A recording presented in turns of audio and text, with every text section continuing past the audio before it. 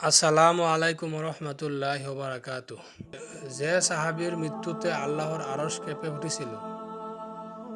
আল্লাহর আরশের কম্পনের বিষয়ে একটি হাদিস আছে। আমাদের নবী মুহাম্মদ সাল্লাল্লাহু আলাইহি সাল্লাম বলেছেন, সাদ ইবনে মুআজের মৃত্যুতে আল্লাহর আরশ কেঁপে উঠেছিল। সাদ ইবনে মুআজ রাদিয়াল্লাহু তাআলা আনহু ছিলেন মদিনার একজন আনসার সাহাবী। তিনি ছিলেন আনসারদের নেতা। তিনি সব সময় মহানবী সাল্লাল্লাহু আলাইহি সাল্লামকে রক্ষার চেষ্টা করেছেন। মহানবী সাল্লাল্লাহু আলাইহি সাল্লামের যে কোনো সিদ্ধান্তে তিনি সমর্থন জানাতেন। বিশেষ করে মদিনার আনসারদের সঙ্গে মক্কার মুহাজিরদের কোনো মনোমালিন্য তৈরি হলে তিনি তার সাধ্যমতো সমাধানের চেষ্টা করতেন। তিনি আনসারদের আল্লাহর কথা স্মরণ করিয়ে দিতেন। অথচ এই মহৎ চরিত্রের সাহাবী ইসলাম গ্রহণের পর মাত্র 5 বছর জীবিত ছিলেন।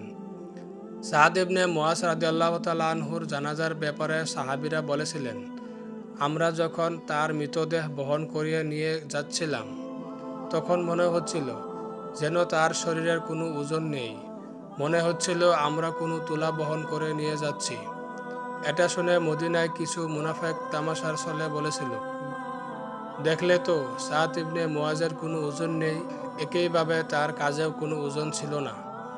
পরে মহানবী সাল্লাল্লাহু আলাইহি সাল্লাম বিষয়টি পরিষ্কার করলেন, সেদিন ফেরেশতারা সাদ ইবনে মুআজকে বহন করেছিল, তাই তোমরা কোনো ওজন অনুভব করোনি।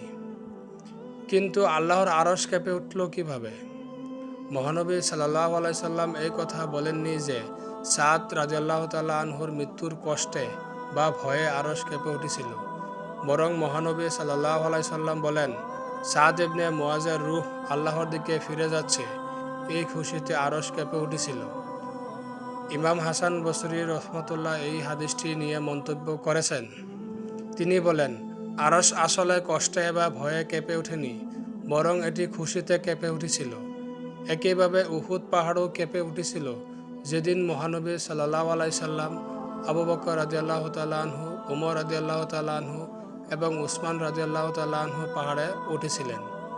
আমাদের নবী সাল্লাল্লাহু আলাইহি সাল্লাম পাহাড়কে লক্ষ্য করে বলেছিলেন, তোমার কম্পন বন্ধ করো, হে উহুদ, তোমার উপর একজন নবী, একজন সিদ্দিক এবং 2 জন শহীদ আরোহণ করেছে।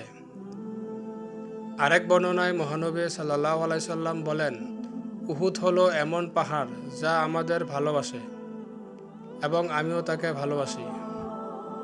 সাদ ইবনে মুআজ রাদিয়াল্লাহু তাআলা আনহু মারা গিয়েছিলেন খন্দকের যুদ্ধের সময়ের এক আঘাতের ফলে।